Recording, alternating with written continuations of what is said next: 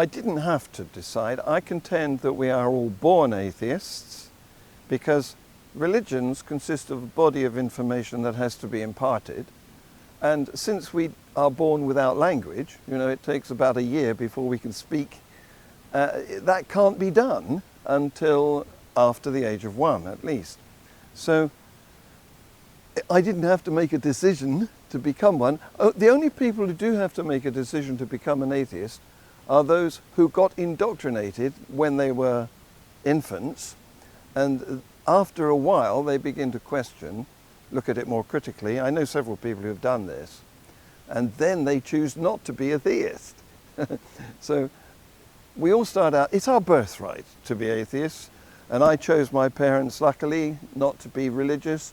I wasn't raised in a religious community, and so I've escaped ever being inducted into a belief system. John Richards, thank you very much.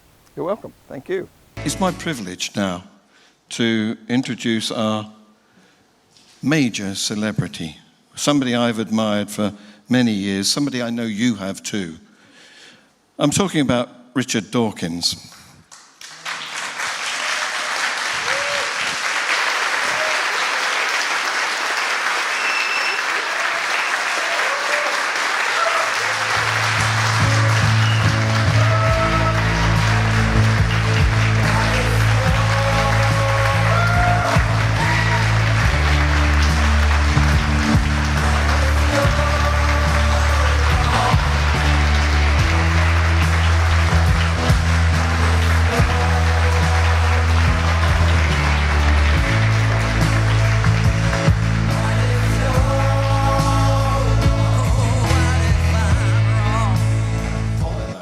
I'm a YouTuber, and on Free Thought Productions channel, we interview guests. So we're always fishing for potential victims.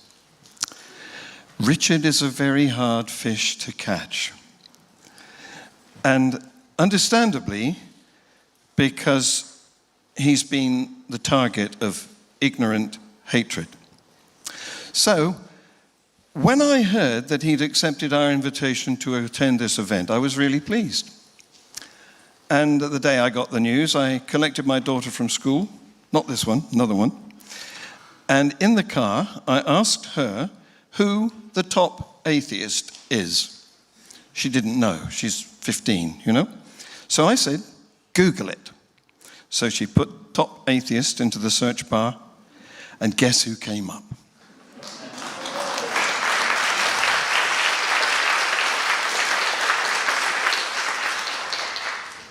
Now, it's not possible to counter the negative comments on social media where all the denigrants hang out. But I think we should be more appreciative and should recognize ability, effort, and contribution more publicly. Now, I doubt that Richard would ever be awarded anything in the honors list, because how can a monarch who leads a national church reward an atheist? So we have to do it ourselves. No person has done more to burst the bubble of human egocentricity than Professor Dawkins. Richard was the person who focused attention on the fact that not only are the species not fixed, but the genome isn't either, and probably not the gene. What is a gene these days? Change is endemic and unstoppable at all levels of biological diversity. So, although all organisms have an imperative to breed, they don't have a guarantee that their offspring aren't on a journey to becoming something else, a different creature.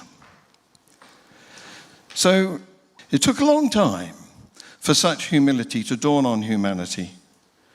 And I can only deduce that our critical facilities were dulled by false stories, propaganda promulgated by those who wish to control us for their personal benefit.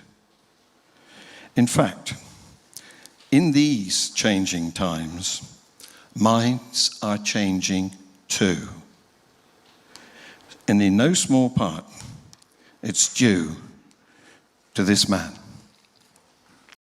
Please accept this, where is she, token of our esteem. My lovely assistant.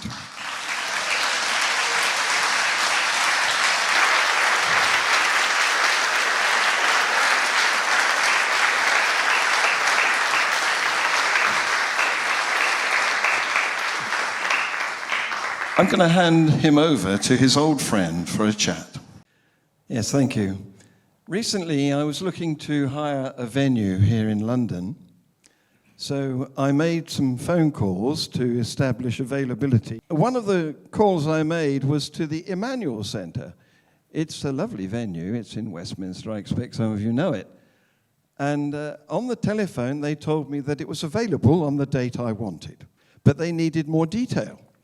So I sent them an email from my president at atheismuk.com. You're ahead of me, aren't you? Yeah. Suddenly it wasn't available anymore. So here's the question.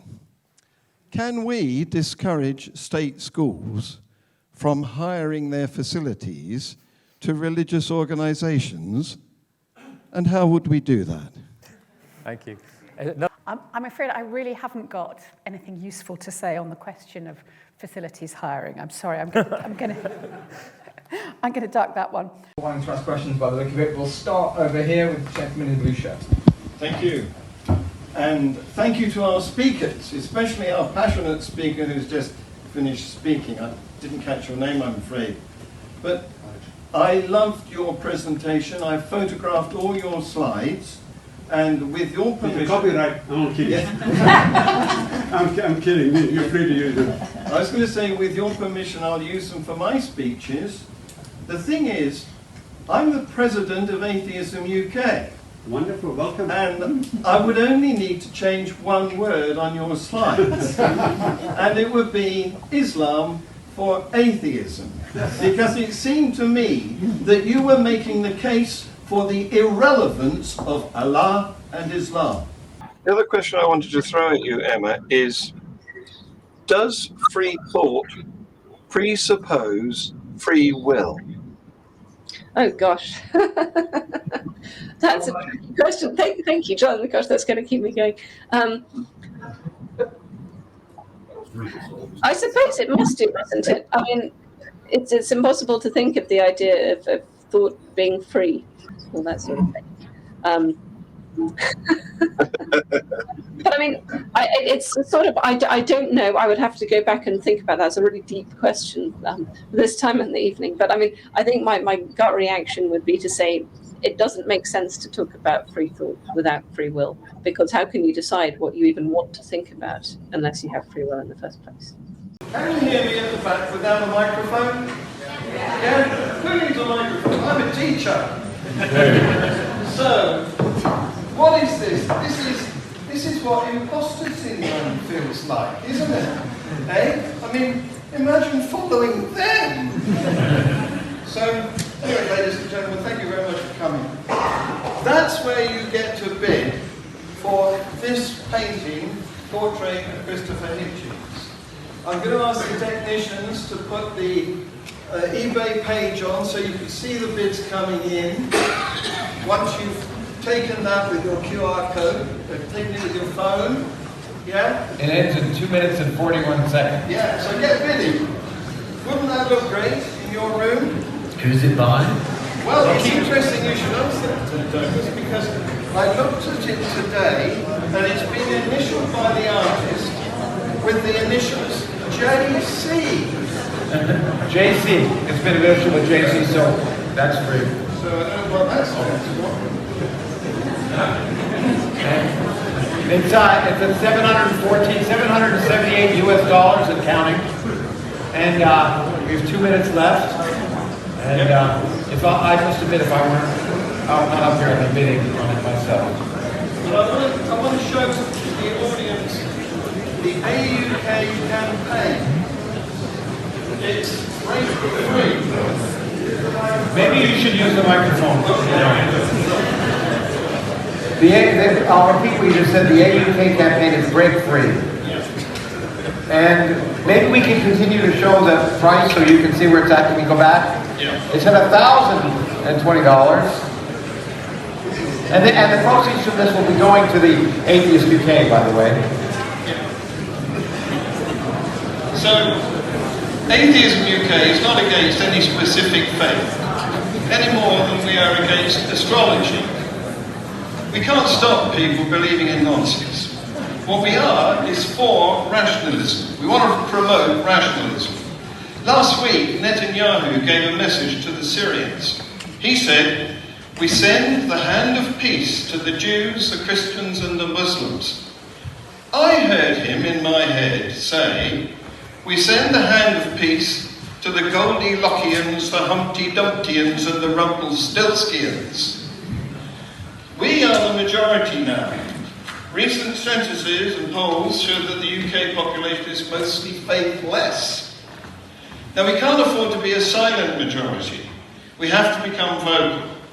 The centre must hold, or we risk losing the liberal democracy that has taken us centuries to achieve. It's our baby. We mustn't throw it out with our bathwater. Douglas Murray is very strong on this in his book, The War on the West. Thank you for that plug. John, let me interrupt you. You have 10 seconds left. It's 1,320 GBPs right now. Oh, 1550. Someone just got them right up. 4 seconds, 3 seconds, 2 seconds, 1 second. 1550. Right.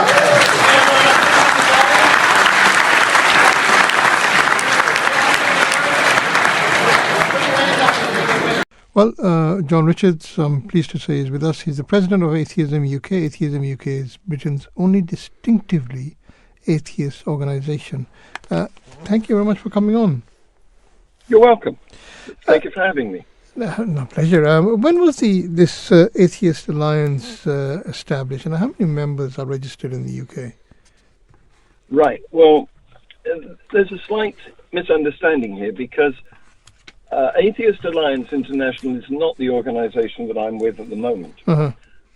I worked as publications director of Atheist Alliance International until earlier this year, and then I changed my job, and I'm now president of Atheism UK, which was established in 2009 and has over 3,000 members. You can find it on the Atheism UK website, YouTube channel, and social media sites. Mm-hmm. What are your objectives? Do you want people to realize that God doesn't exist? Is that your objective? And why do you think that will be in the interest of people? Well, I'm a retired science teacher, and I want people to realize how we know things, what counts as evidence, and how we discover information. And religions do not follow a sensible route to providing answers to mysteries. So my job is to enable people to think more critically and achieve a more rational world. Mm-hmm.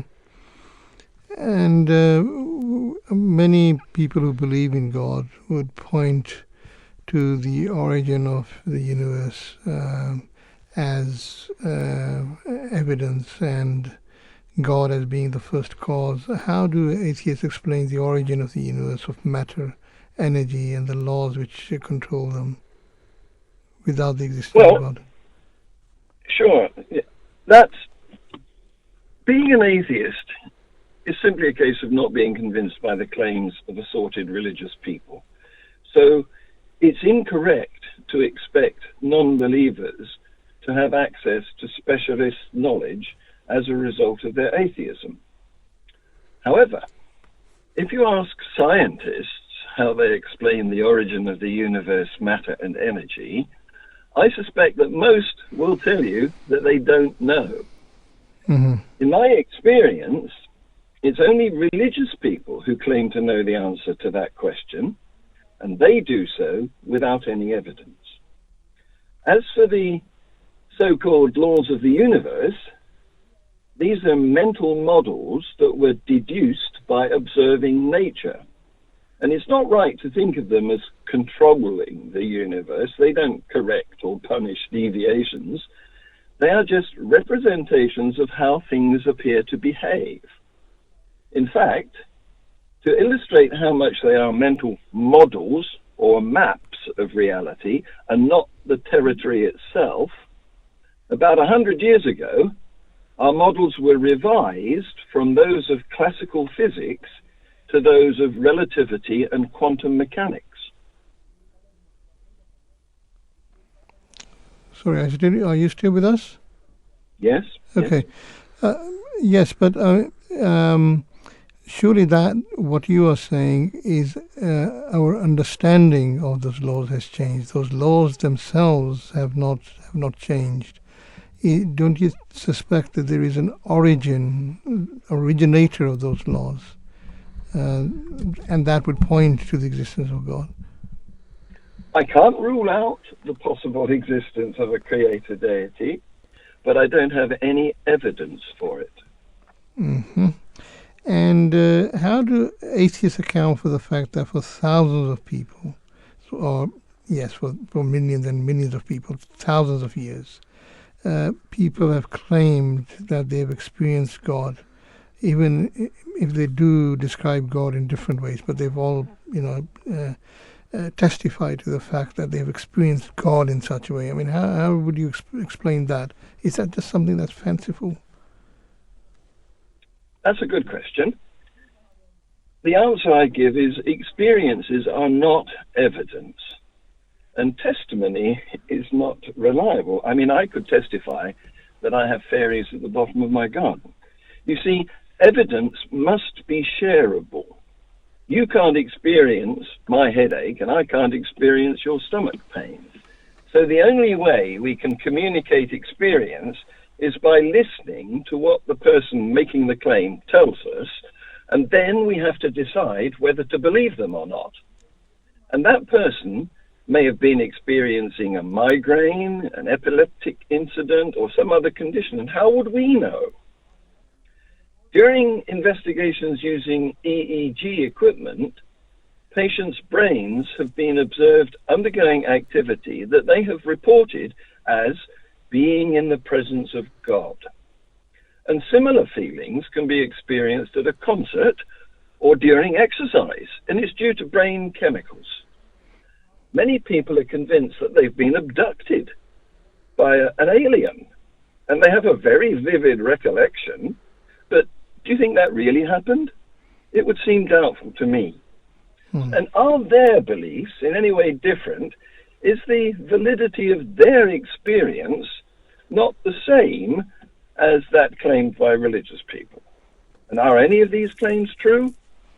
Reality would suggest not. As for thousands of people, or millions of people, claiming these experiences, or claiming these beliefs, well, once upon a time, everyone, and I mean everyone, the whole population of the planet, once believed that the sun went round the earth. So, thinking that truth can be arrived at by polling people and counting their votes, that's not the way. In fact, it's what is known as the vox populis fallacy. But surely, if there is this mass of experiences, that would lead you to at least draw some credibility from what these experiences are leading to, wouldn't you say? Well, if that was to be the case, they would need to provide some connection between their experience and the claim that they are making. For example, millions of people experience back pain. Do they try to connect that with the existence of a God? Okay, I've got my colleague here. He wants to quiz you as well. Is that okay? Sure, go ahead. Firstly, I just wanted to thank you, John Richards, for taking your time out and coming on the show. So thank you for that. I want to. Can I just say thank you for giving me the opportunity? This is what I need to do.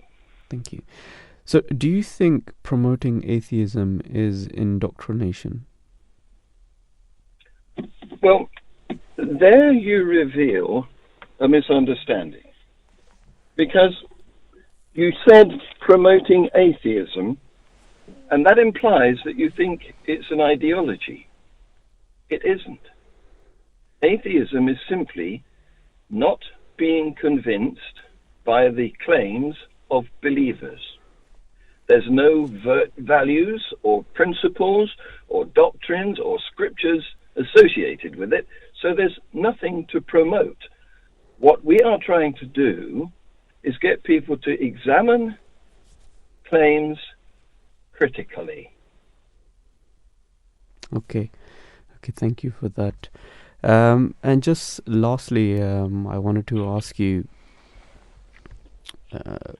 have you always been an atheist yourself? And if not, what led you to become an atheist?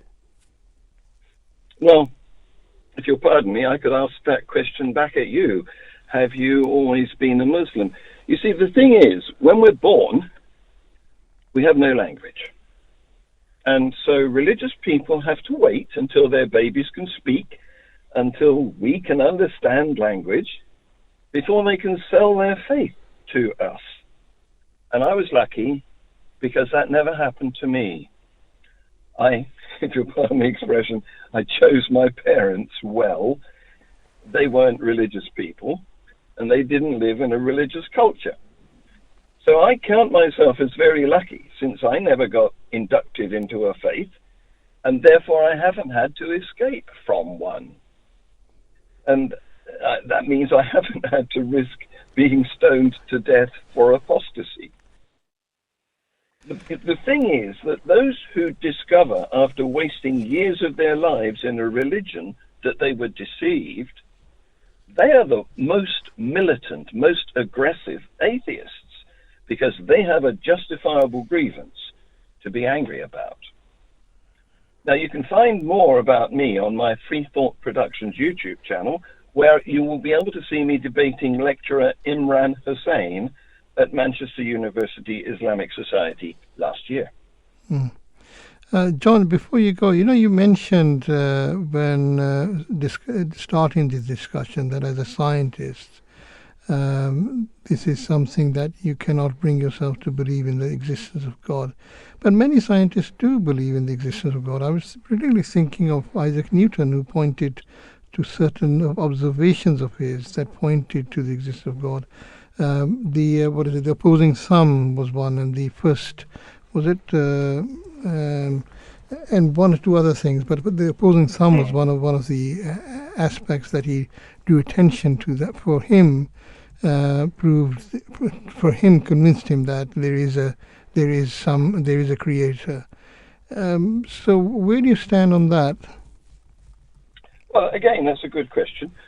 Isaac Newton lived 500 years ago, and during a time when belief in a god was endemic. You would have been a very odd person in that society if you came out as a non-believer. Although, of course, there were a few, and there always have been. If you want to go back further in time, there's Epicurus, who was a famous Greek scholar who doubted the existence of a god. So the fact that a few scientists in the deep past, when we knew pretty much nothing, thought that there was a god, it doesn't count. He doesn't carry much weight. And I accept that there are a few scientists today, I can't think of any to name at the moment, but the vast majority of scientists, particularly biologists, do not accept the claim that there is a creator deity because there's no evidence for it. No, but this is what I was actually trying to draw your attention to, that Newton, for example, actually pointed to certain observations of his that led him to believe in the existence of God. It's not the fact that is not just belief in God, but the observations that he drew attention to. What are your thoughts on those observations that he mentioned? Okay, another good question. What he was pointing at was a mystery at that time. We didn't know why or how the opposable thumb came about. We've got a pretty good explanation for it today, but mysteries are not answers. Mysteries are questions.